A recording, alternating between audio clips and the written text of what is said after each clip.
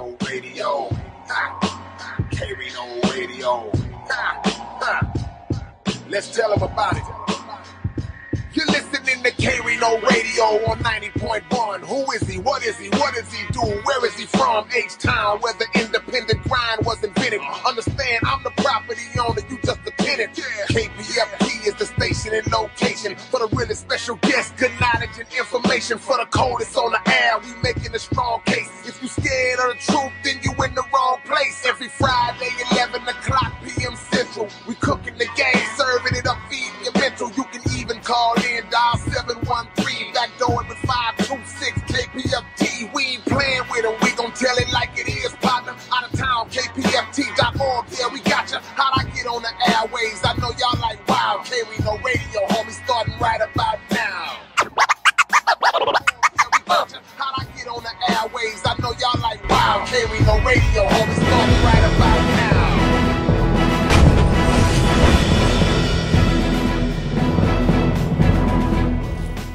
Black people, brown people, poor people, everybody that needs a voice and are unable to speak for themselves and a fighter need that fight on their team. This brother has been that individual, man. I will let him go into all of the great things that he has accomplished and that he continues to do for our community and that he's done. But I want to just take the time to thank my brother for coming and sitting with us tonight. He is none other than OG1. Reginald Gordon is in the building. What's up, my brother? What's the word? What's the word, K-Rino, man? I'm just glad to be in the house with you, brother. You're saying it's good to have good energy around you. You're saying when you got people that's around you that you know that you can talk to, that see things on the same level that you do in this war we've been in out here, brother, on these streets. Man, and it is a war indeed, and the war has been waged against us for the longest, ever since we set foot on this so-called American soil, man. But you, tonight we want to do this too, brother. We want to get into you and familiarize the people with you and your story. You know, of course, I know a lot of it because I'm sitting right there in amazement when you speak to the youth, when you go to these schools, when you go to these seminars, when you just in the streets, in the trenches, standing up talking to the brothers and the sisters in the hood who everybody else is afraid of and everybody else that's scared to talk to. So I want to let you go into that.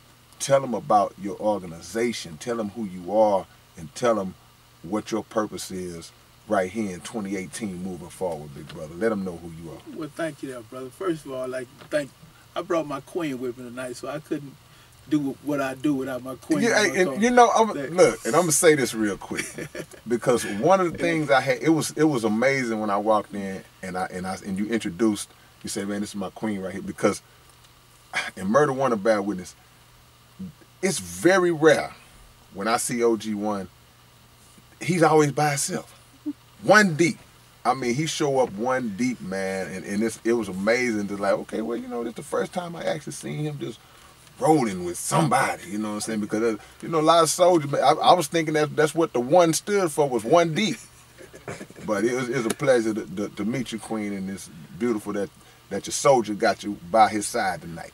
Well, let me get into why I do this, what I do, saying, because, you know, sometime in my younger life, you're saying, I went through a lot of the same things that a lot of our young brothers are going through in a young life. You're saying, come from a powerful single household. Mother did her very best to try to raise 6 kids, you know what I'm saying, like most normal other young brothers, you know what I'm saying.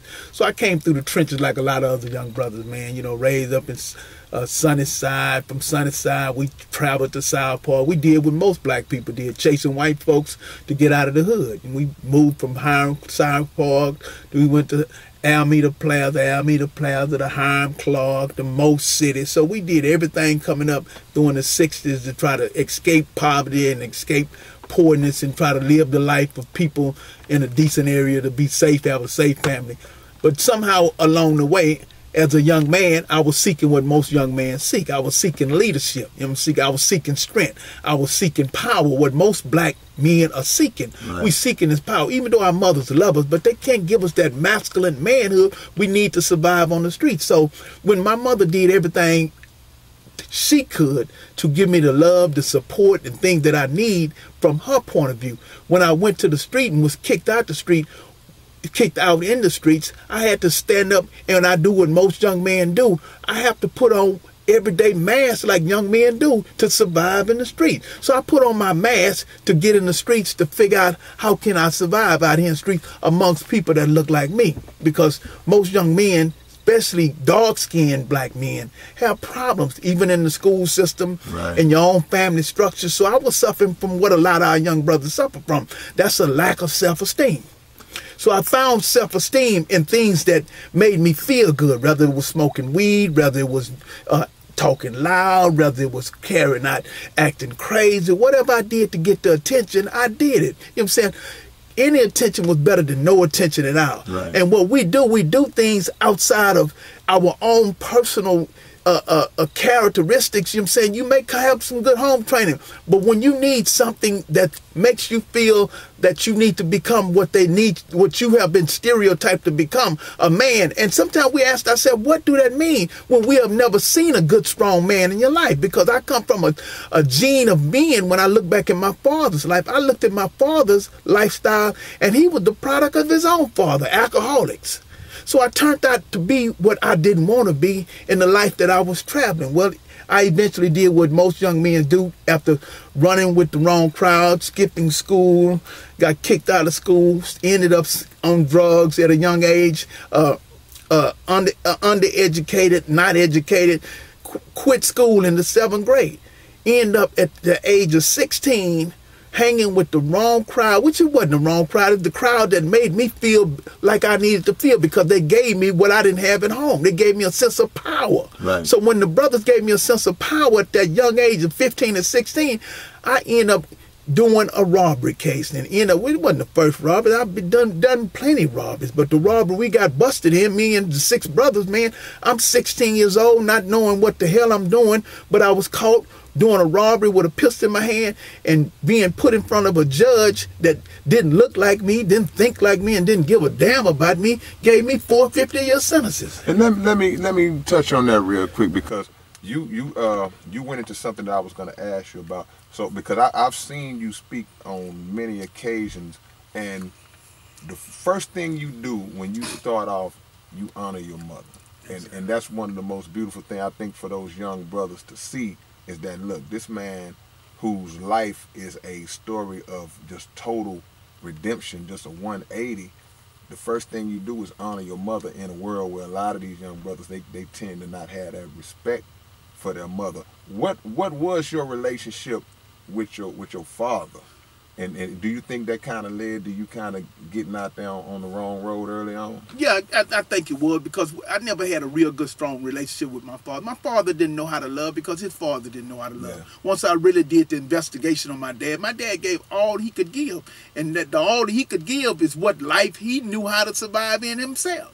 You know what I'm saying? So I'm not looking back to point the finger on him and his lifestyle that he was never given from his father, because his father was an alcoholic.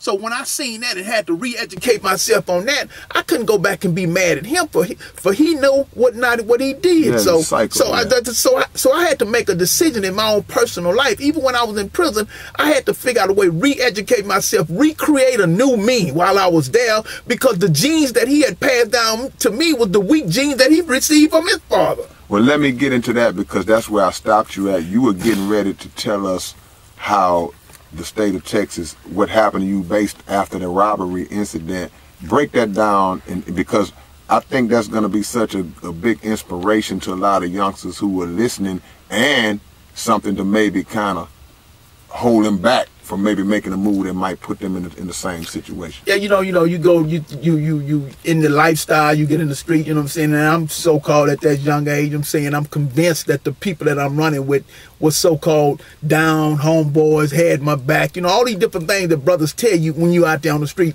hustling and robbing with them. You're saying, I got your back, fool. If you do your time, you do your time. I get busted, I'm going to do my time. Well, it's a whole different story when you get in that courtroom around. We're sitting in them different detective office, and saying, saying, and you see your homeboy come out to the detective office with sugar crumbs around his mouth and a cigarette in his hand in the jail, you know what I'm saying, and you sit in the cell, he talking about he don't know what happened, but when you go in there, the man know your mama, your grandmama, and your uncles. You know what I'm saying? So you knew he done turned state evidence on you, because in the act of your life against my life, most people gonna stand up for themselves, brother. Self-preservation. That's right. That's how it goes. So, you know, so when he did turn state evidence on me, you know what I'm saying, and I went to trial, and, you know, my mother didn't have no kind of money, but she did everything in her power like any normal mother do, because the first thing the district attorney offered me as a 16-year-old, he offered me 75 years in prison to plea bargain. But what I'm going to do with 75 years? Might well go and give me a life sentence. So I cranked it up, went to trial, you know, hoping, like most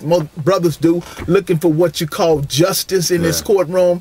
And it was just me in there, because they gave me 4 50-year sentences because I took it to trial and cost the court some money. So they kind of sent a message out to other youngsters that, you know, we're not going to tolerate juvenile robbery at the age of 16. So that's what happened to me going on the trial. So and eventually they sent me to, you know, some of, you know, like most times in the 70s, before they had integrated the system, they sent me to, you know, most black men, they send you to 2 units. These are the Clemens unit or Ferguson unit. They sent me to Ferguson unit. So that was the ways back, the doorway of hell to me back in the 70s, you know what I'm saying, when I went in there, because, you know, picking cotton. I'm from Houston. I ain't know nothing about picking no cotton. You know what I'm saying? From picking cotton, chopping broom straw, you know what I'm saying, being treated. I mean, it's almost like you convert back, if you can read your history, to know that what slavery was closest to slavery that you could see was like. Well, that's that 13th Amendment kicking in. Exactly. You know, it never went away. They just remixed it. Exactly. They remixed it. Now, again, I always think about when I see you speak live, man, and really, your story should be a movie, bro. I ain't lying, man. Your story should be a movie. Right. If I had the bread, we would do it. The OG1 story. Right. But you talked about, just tell us about your time in that and how you were able to actually transform yourself into a different person that would eventually evolve into the person you are now, and that led to you getting out of there and mixed in with some of the issues you dealt with. You spoke about your brother and how that whole thing went about, you know, your trials and that. You know, and even when I first went in there, you know, I tried to adjust. I tried to do like most of the other inmates did when they went to prison. I went in there, didn't want no trouble, want to do my time and get on out of there, you know what I'm saying? But, you know, even in there, trying to mentally get myself stable to adjust to the time that I had, I couldn't do it because I had an attitude. I was mad at the world. I was still frustrated for me putting myself in this situation and throwing my life away. So I came and I got bitter. I got suicidal, and most brothers get in there. You become self-suicidal. You do things to try to make other people kill you because you become too cowardly to kill yourself. So you do things to the laws. You do things to other inmates. So what I did, got in there, man, and I couldn't handle those feels. I threw the Aggie down and threw it at the police. Police got off the horse and handcuffed me and threw me on the ground, threw me on the back of the trailer. And for my first 4 years I was in prison, I was in solitary confinement because I refused to work and do that cotton picking and stuff. And so for 23 out of 24 hours a day for my first 4 years in prison, I was in solitary confinement. So, you know, he would feed me on every 3 meal, a full meal every 3 days. You know what I'm saying? it was just like, straight up hell in there and for my first 4 years. But you know, even after surviving that, with the support, again, the reason why I tell people, and I thank my mother for being there for the support system, because if you didn't have somebody that was there that you believed in you when you didn't believe in yourself, you would have broke me. Yeah. So that kept me going, because she kept giving me the hopes that my brothers and sisters wanted to see me again, that you're going to overcome this here. And she was a diehard Jehovah's Witness. Right. So she believed in what she was taught. As a young lady. So she brought that teaching to me and kept me focused. And, you know, and somehow I was able to, in solitary, they do let you read books during that time. So I was able to get orders for books at the Shrine and other bookstores sent to me. So I was re-educating myself, recreating, books would take you out of the prison once you get to reading. So I would get out of the prison by reading all kind of books. I would go to Africa. I would go to Hawaii by just reading books. So eventually, time went on. I kept myself in order, and things got to growing. I started maturing more through reading and understanding who I was, what I wanted to become, and that there was hope again, even from within the jails of prison. Yeah. I eventually come up with a plan, even in solitary. I came up with my plan. I sit down, and if I ever got out of solitary, this is what I wanted to do. And I got out of solitary. My first year out of solitary, I put together a plan. While sitting in there, I came up with an idea, and the idea came up, I'm going to stop young people from coming through this place like I come through. Right. And I came up with that idea on paper in that program called Scared Straight. And look, and definitely, you know, I already had it in my mind to talk about. Everybody who has watched those old specials, whether they be on HBO, wherever they show them at, and you see the Scared Straight program being implemented on TV, you got the inmates squaring up to these youngsters and trying to punk them and intimidate them while they in the free world to not come into the system where they at. Now, this brother OG1 is the inventor of that program. However, you know, of course, at the time, you know, you incarcerated. We don't know anything about copywriting and patenting and all those things because, in my opinion, correct me if I'm wrong, you were just coming up with it as a solution to a problem, not thinking of it in a business manner. And then they took it and flipped it. So I'm going to let you go ahead into that. You're right. You said, you know, when I came up with the plan, when I went to them the first time about this plan that I had, they looked at me crazy and said, you're not going to bring no kids in here so your inmates can rob them and rape them and saying. So I didn't stop there. And I kept my hope alive and I went to the chaplain.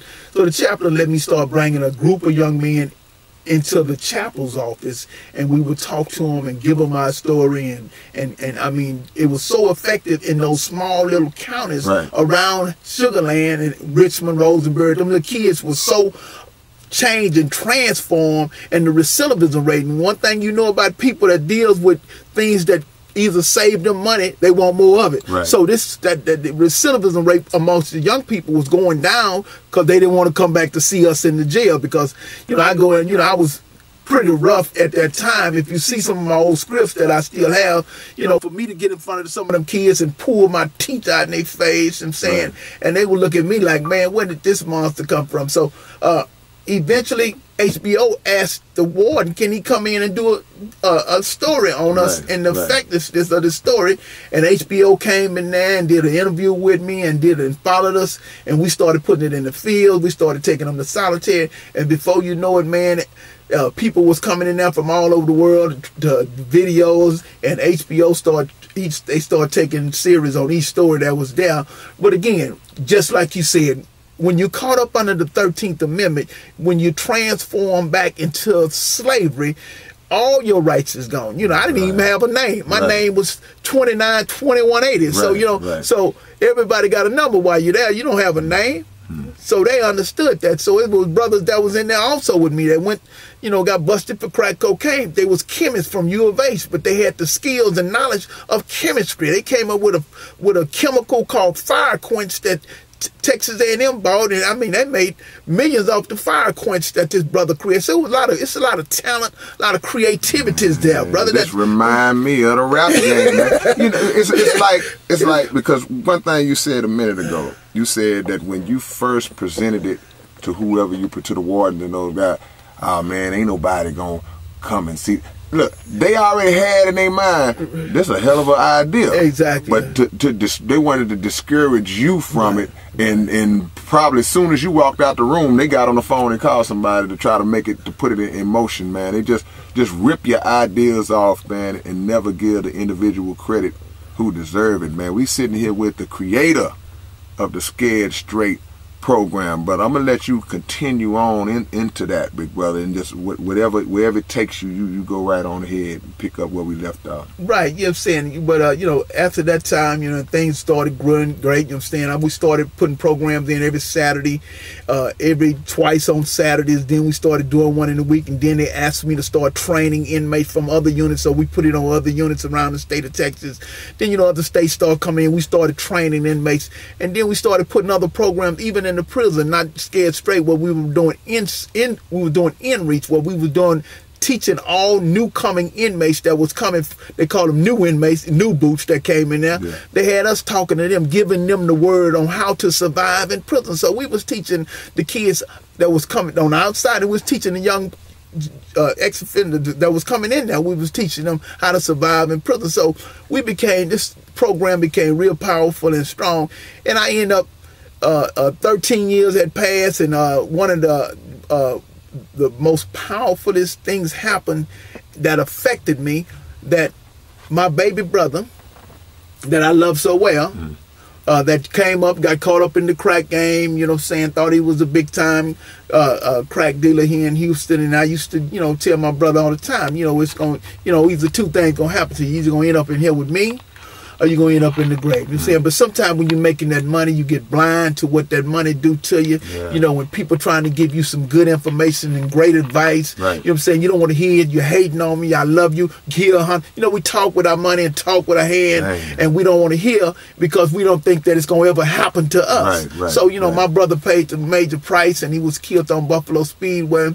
And some of the people that was selling dope for him caught him, went through his pocket, got his keys, and emptied his house, before his body even got cold on Buffalo Speedway. But that's the dope game. You know what I'm saying? I was blessed due to the work that I was doing out here in the prison system by dealing with them young people. I was blessed to come home to my brother's funeral. A lot of brothers, man, they couldn't go to their mama's funeral, but due to the work that I was doing in there, I was blessed to come to my brother's funeral. You were 13 years in? 13 years in, okay, yeah. I was 13 years in. So, I was able to come to my brother's funeral, man, unescorted, man, scared me to death, because the power to say to me, I thought I was never getting out of prison. Right.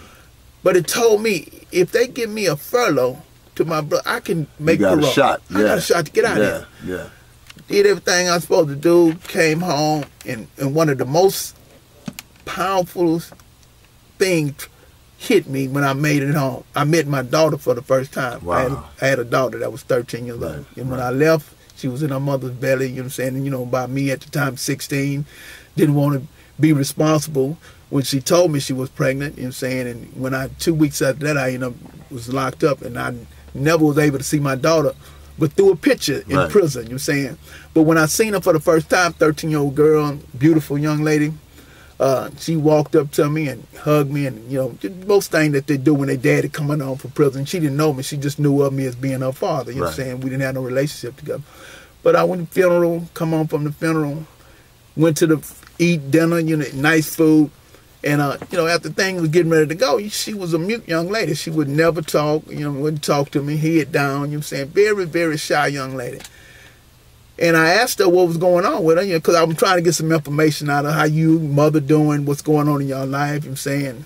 And, and before I left, my daughter mentioned to me that when I told her I was getting ready to go back to prison and finish out my time, she exploded from the pain that she's going through in the life that she lived with her mother, because her mother was hooked on crack at the time, and they was living out there on Tidwell in them old government apartments.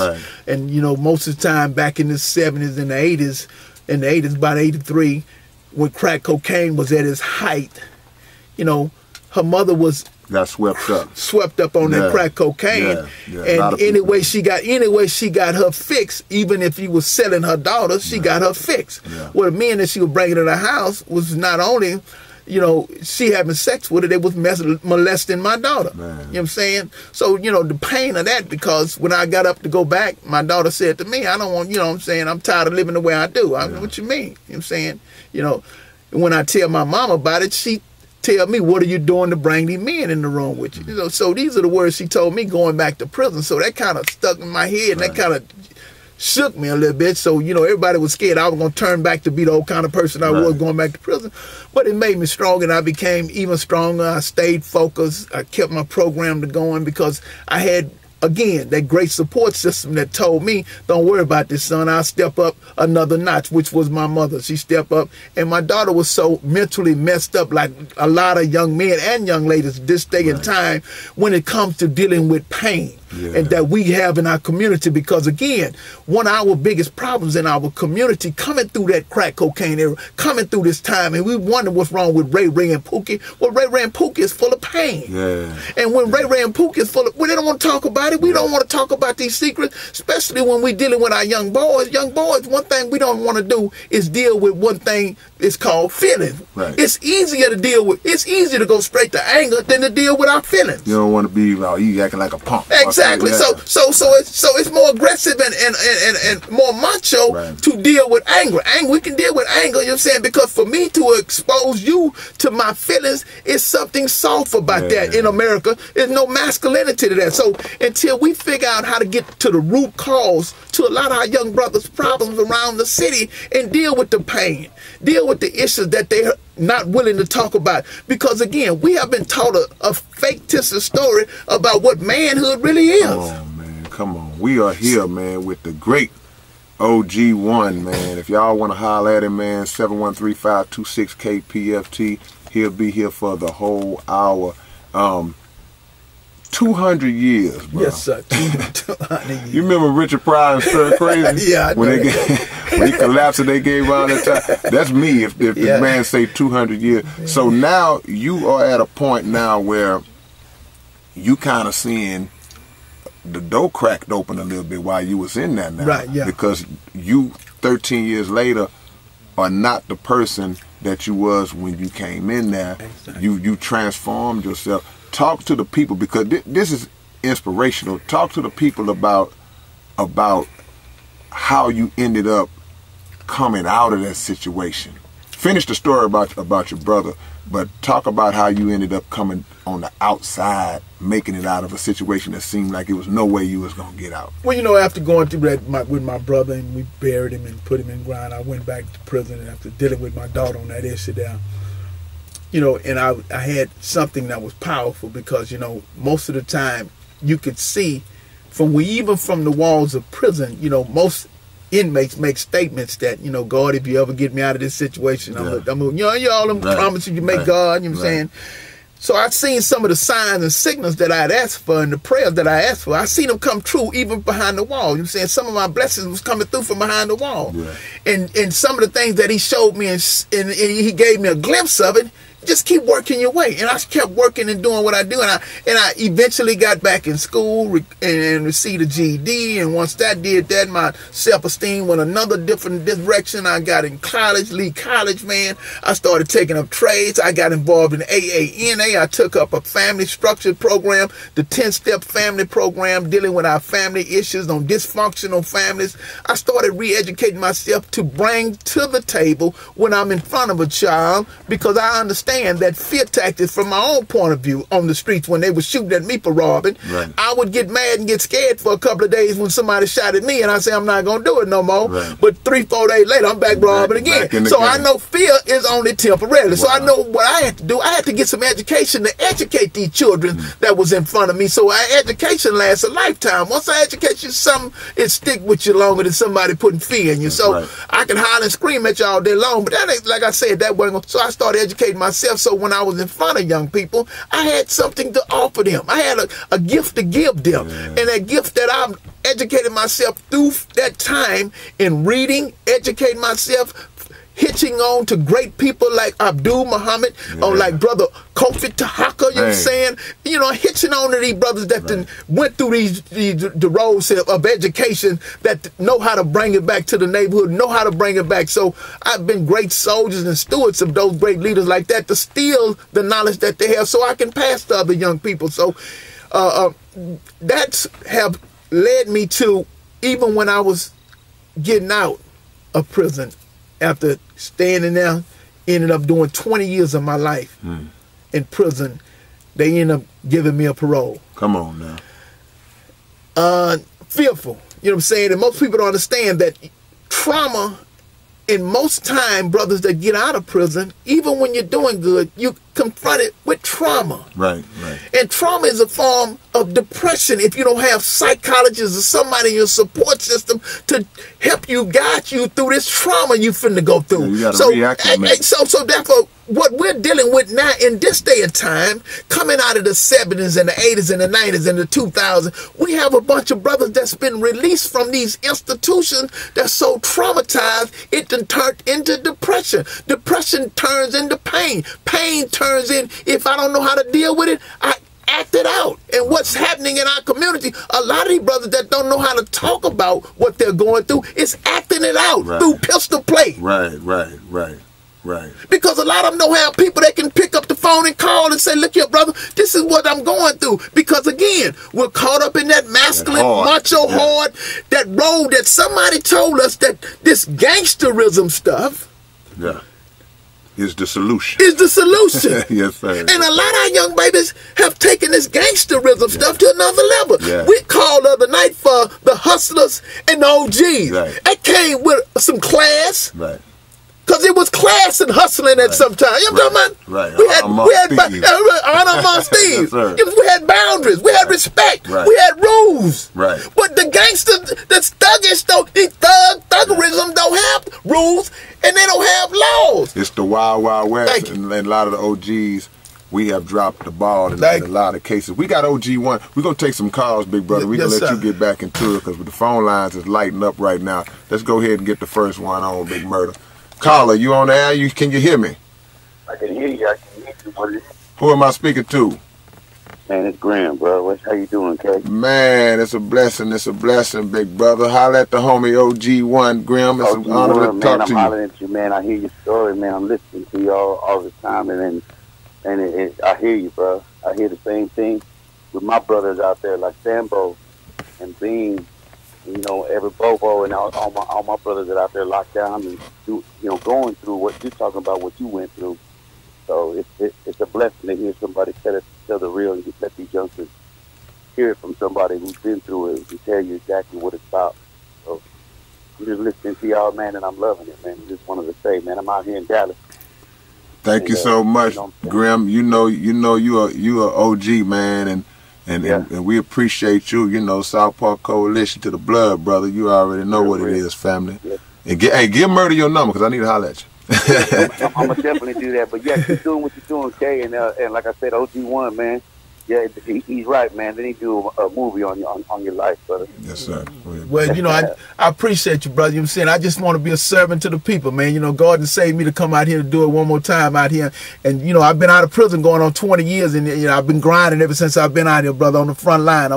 Anytime a door open, man, I'm going to make sure if a fight going on, I'm going to get a punch in there. So young people always know me and love me because they know that I'm going to be consistent. I'm going to be there when they need me, and they know when I say my word is my bond, I'll be there with it. You know what I'm saying? So we got to make our word bond again with our young people, because anytime you deal with them, the first thing they're going to ask the OGs, if you're going to get with me, just keep it real. And that's all they want us to do. They just want us to keep it real, because we done got caught up in this phony world of chasing this phony money behind some phony people that always, when we work for them, we got to dance, we got to tap dance, we got to scratch where it don't itch yet. So we got to get on some free ground again. And our children, once we get on free ground again, our children will sense that, because God have gifted our children with an internal antenna to know that, look here, I'm gonna survive if you ain't gonna keep it real, and I'm gonna know you from a distance away if you don't come to me in the right kind of way, because they can sense a phony person a mile away.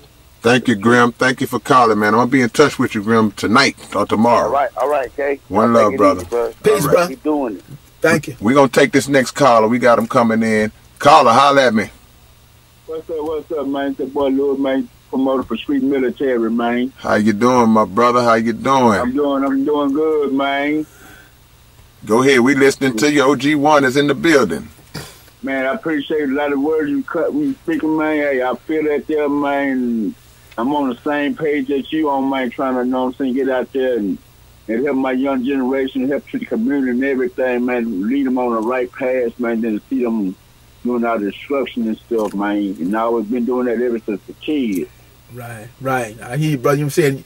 You know what I tell our brothers all the time, you know what I'm saying? I got to live by the example, you know what I'm saying? I know at one time I used to love to smoke me some weed, brother, but I know I can't do it no more, because if I do it, they're going to give them the leeway to do it, you know what I'm saying?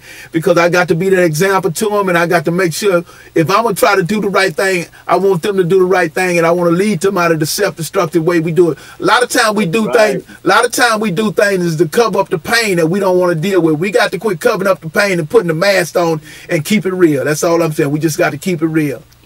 Thank you for calling. I've been doing that same thing, man. Keep up the work, good brother. Thank you for calling, man. Call in anytime. You know you're more than welcome, my friend. All right, man. Much love, man, to everybody out there, man. Much love, bro. God bless. We'll take one more real quick. Joe Clark, I see you on the screen. What's up, brother? Hey, what's going on, Big K-Rino, man? Bless, hey, man. I want to give a shout out to OG1, man. Hey, man, thank you for laying the foundation and putting all this work that you putting in, man. I'm a returning citizen myself, man. I did almost 6 years on the inside, man. And you're right. There's only 2 units they send them youngsters to, Ferguson and Clemens. They still got it. Yeah. And I went to Clemens, man. Old burning hell. Yes, sir. Yes, sir. That's, that's what they call it. Well, just keep your head. Keep your head. Yeah, man. I appreciate it, man. We should have had you on the first show, the prison show, man. We got to. You got to link up with me. It ain't too late. Y'all can bring it back. To our audience as well, man. Because, like I said, I want to give you great homage, man. You're doing a great job out there. Absolutely. And the people like you who I look up to, man. Thank you, man. Thank you, brother. And it's brothers like you that keep me in the fight, man. You know what I'm saying? That's how, ain't no money in what I do. It's just the love that I give back from my community, man. As long as my community saying they learn something and looking me up and knowing that I'm doing the right thing, brothers, that's what keep me moving, you know what I'm saying? But I'm telling you, we got to support. One thing we got to do, if we going to move ourselves in a different direction, we got to be able to take care of each other to move our own people in the right direction. Because I'm telling you something, those that don't treat you right, you know what I'm saying, ain't going to teach you right. That's right. That's right. Thank you for the call, Big Joe. We appreciate the love as usual, man. We are here with the great OG1, man. He is a community activist, but he's a community activist times 1,000, man. This brother, and as he just mentioned, it's no monetary benefit to what he does. Everything he's doing it because it's serving the need. It's filling a void, and it needs to be done. What we're going to do now, we're going to fast forward to you being released from prison and how you started on this journey that you on right now, that you've been doing for decades now, and all of the lives that you have been able to impact through your efforts, bro. I'm going to let you just go ahead. Yes, sir. Well, once I was released, you know what I'm saying, I wanted to not come back to my mother. I didn't want to come back to Houston. I love Houston. Houston is my home. I love Houston, but I didn't want to come back and lean on my family, man, and coming out of prison after doing 20 years and be caught up in, I wanted to, all that I had put in my life in prison, I wanted to test it somewhere else. I moved to Temple, Texas, a little small town out there by Killeen, Texas, Fort Hood. I went to Temple, Texas, lived up there with my auntie in a little halfway house, and I got a job up there, you know what I'm saying, being a porter. I went up there to be a porter, and I was washing cars up there at Trentham, Volkswagen, Suzuki, man, and I was washing cars. I was grateful for to have that job, man. I was washing the paint off them cars. I was glad to have that car job, man. You make a little minimum wage job. First job out of prison, man, doing well, man. Grateful for it. Didn't have them stipulations, so I'm going to work every day, showing up on time, doing what I needed to do. Stayed there about 6 months washing cars. They loved me because I was, on time, doing, you know what I'm saying, I just had everything. They couldn't imagine somebody like me getting cars that clean, staying to work on time. Yes or no, sir. I'm just glad to have a job. So it was one day one of the managers had an article in the paper from that particular car dealership, and the article said, needing a car salesman. And I seen that in the newspaper, and I showed up the next day, not in my clothes to wash the cars. I rode up in a suit and a tie, you know what I'm saying, sitting in the man's office. And he asked me where was I going. He thought I was going to some funeral or something. I said, no, I'm in here to apply for that salesman job. It's making more money to me out there than son, you know what I'm saying. So he just looked at me, but he was amazed because I was, I come straight up and told him, he asked me, could I do it? I said, yeah, I can do it. You know what I'm saying? Well, it took me 3-4 months to learn the paperwork. Took me, I've always had the gift of gab to talk to people, meet and greet. So I was able to, because I come from an environment where I was talking to people, meeting and greet. 6 months later, man, I was doing great, making 3 times the money I was making outside on commission. And then I eventually, times got even better, man. The Volkswagen hit the market, man, and I started selling many of them Volkswagen, making $50,000 a year, then going from $50,000 a year to $100,000 a year, salesman of the year. Oh man, the people were loving me at that car dealership. But I'm gonna tell you something. in the used car business is one of the most wickedest places you want to be, man. If you want to be a used car salesman, you got to be dirty, man. And what that does is break down your moral fiber if you're trying to move forward. Because again, in that car business, man, you become a great car dealer, and the gravy of the used car dealer, the gravy money of the used car dealership. Listen, sisters. Black women is the gravy of the used car business. Man, come on now. Because they was teaching used car salesmen, if you had a manager, don't let black women lead a lot. Wow. Put in a car, let her go to church in it on the weekend. You know what I'm saying? When she come back on Monday, if she can buy the car, don't sell it to her at the price she want to pay the car note on it. Sell it to her for almost twice the price. And then she'll buy it because she don't want to go back to the neighborhood in that old car of hers no more. And they tell you this here. She had something to compare to, but in the long run, they still know they selling you a lemon. Exactly. And so therefore, but in the wickedness, but other people come in there, they don't treat them the way, they want you to treat your own people in that kind of wicked way. So, I wanted to move on because that wasn't who I wanted to become, behind the money. You know what I'm saying? So I transferred and left there after being there 7 years. I stayed there 7 years. I come to Houston, man, and a powerful, I started working here, selling cars again because I needed a job here when I got to Houston to get back on my feet. I knew I could sell cars. So I went out to Mack Hike Chevrolet and started selling cars out there for a while. But my ultimate goal was to always start back my program, Operation Outreach. I put together a plan, sit down with sister, sister, I need to put together 501c3 to put together my own program.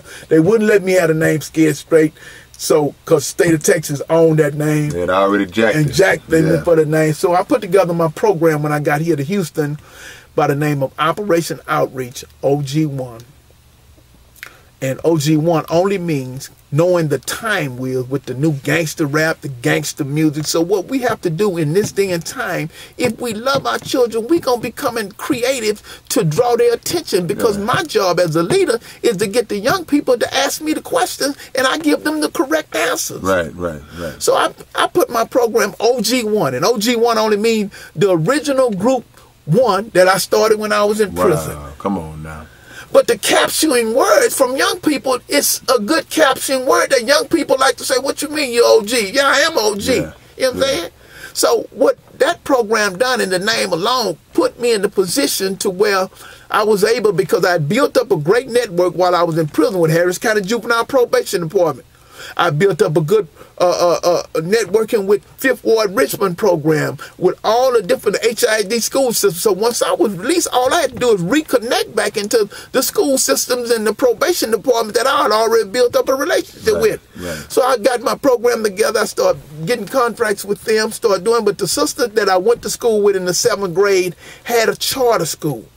And I knew that I was wanting to get involved and deal with the sister by the name of Vita Belford, powerful sister. She gave me the opportunity to be what you call an anger management counselor and a conflict resolutionary counsel at the Alfonso Crush Charter School. And I was there for 7 years working with truancy, working with some of the worst brothers in the city of Houston in the truancy. And all the 7 years I was there with the sister, what they so-called say the worst campus in the city, not a shooting, not a killing, not a nothing. And I mean, we was gang infested at that time. But we transferred many lives. I have many young brothers that I work with in there that went on to become great businessmen, community leaders, great fathers, got themselves back on track. Because I tell people all the time, man, we can change the condition of our children if we get them to believe in us again. If black men get our boys to believe in us again, they will follow us. Yes, sir. But they're not going to follow you if you no coward. And they're not going to follow if they could, like you said earlier, they see that you faking. Exactly, man. Our children are starving for power. Especially, it's in our genes. And you've lived it. They also not going to follow somebody who is trying to speak to them about their reality and they don't have no experience in their reality. Exactly. And that's where we come caught up here in the street, because we have to build institutions that we can set up to where our boys can come feel comfortable in. Right. That we can sit down with them in group talk. We can have war talk. We can have war sessions to open up the conversation. Because even when I go into jails and prisons, I go into juvenile jails and prisons now, and I talk to our young people. And I mean, the crowd of people that sits down and the ears and the eyes be on me just to see what's going to come out my mouth to say. They're hungry. I have seen it. He not just saying something that we have to take his word for. I have witnessed it. I have witnessed this man as we go into high schools, middle schools, and the auditorium is just rowdy and loud, and they playing and laughing and giggling. And once he goes into it, once he starts his presentation and the command of respect that he has in his voice, and once that story starts to resonate, you could hear a pin drop, man, on a bed. That's how silent it is in there, man. So OG1 has had such a great impact, and he is blessed with the gift to be able to reach these brothers and the sisters, you know, whether it be the young brothers, because it's not just the brothers who need this guidance. A lot of our sisters are definitely going through that pain as well. Oh yes, and I deal with our girls, and I got an anger management class I deal with now. Most of the young girls that's in my anger management class, you know what I'm saying, you can tell they are desperately needing in male masculine leadership, and they're hungry for it. Good, strong male masculine to give them good guidance. Right. To give them good instruction, what to look for in a good man. Right. You know what I'm saying? What I need to be aware of. I'm tired of being hurt. So when I speak to them from a father figure on what they need to do and what they need to watch out for. Right. And these are some of the things we got to get back to in our community. Giving our children good weapons and good tools in their toolbox and what to watch out for. Our kids are walking around with empty toolbox. Yeah. Because they don't have good, strong people to give them good leaders and guidance. Right. And it's a systemic problem. Exactly. Because with the fact that they're locking up a lot of the black men at such a high disproportionate rate, it creates a circumstance where you have these young boys and these young girls out here basically with their mothers, the single parent mothers out here fending for themselves. Well, you know, because another thing, man, you know, again, you know, I read something a while back to come from the minister. 70% of our young ladies in the black community, in some form or fashion, have been physically violated. Right. Emotionally, mentally, or physically. Right. And when you damage a child like that, when you kill their innocence. Yeah, man. Come on, man. Speak on that. And 90% of the time, it's by somebody close to them. Yes, sir. Absolutely. And when you destroy the innocence of somebody close to you, destroying the innocence of you, it's hard to trust anybody else. Yeah, because a bond of trust was broken in the first place. From somebody that's supposed to love you. She never expected that Uncle Joe would do this. Uncle Willie would do this. Yeah, but again, until we go back in our own communities and flush out these old diseases that we refuse to not allow to come, the secret's got to come out. Only way we can change the condition of our people and change the condition of our children. Right. Our children are running around a ball of issues and secrets. Come on, man. Because a lot of the time, brother, when I'm speaking at a crowd of young people, and if it's girls and artists, and I tell my story, and it gets to them, some of them have to run out the room from the pain that come out of them. I've seen it, man. The tears are falling, the pain is coming out of them. And then a lot of them tell me, please don't go there. Right. And it's sad that you got to trigger those feelings to get to the problem. Right. And until we start triggering the feelings within ourselves, we're not going to deal with the problem. It's easy to kill you to go hide in prison and deal with my problems there and come on back to the hood, because we know if I bump somebody off in my hood, I'm going to sit up in jail with my homeboys and friends for a while, do 8, 5, 6 years, get that little old credibility on my back, and come back out. Come back as an OG. As OG. We got to break them old, you know what I'm saying, sick habits. The glorification of incarceration.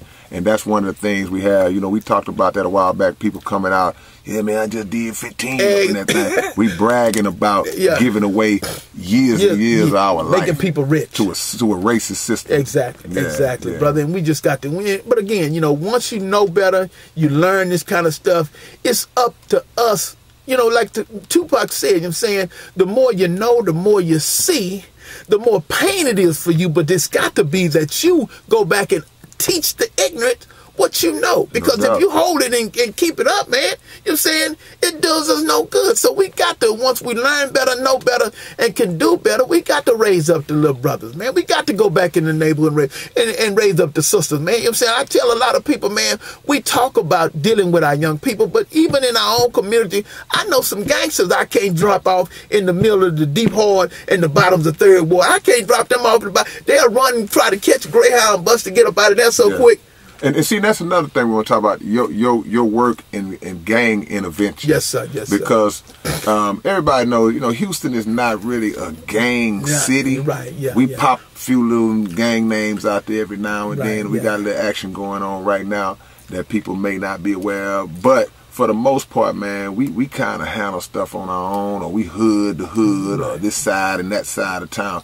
But your work, no matter what category they falling up under, has always been consistent in the same in terms of intervening with both sides and bringing that conflict resolution. Exactly. And like I said, you know what I'm saying, when you love the people, you can lead the people. And a lot of time, a lot of the young men that's caught up in that lifestyle, I done touched them in their lifestyle, either while they was in juvenile, talk to them now, either I talk to their brothers, their uncles, or their cousins, so they know the work that I do, and they know, like I say, they see from within my work and my consistency and showing them love and being on point and always there when their call is called. Right. They give me the respect and the love to just listen to me. You know what I'm saying? But I tell people all the time, you know what I'm saying, until we come up with great strategies to train our brothers, that's what I'm doing now. You know, I had to go back to school, and I wanted to go on a different route because I've been doing prevention before detention for like 13, 15 years.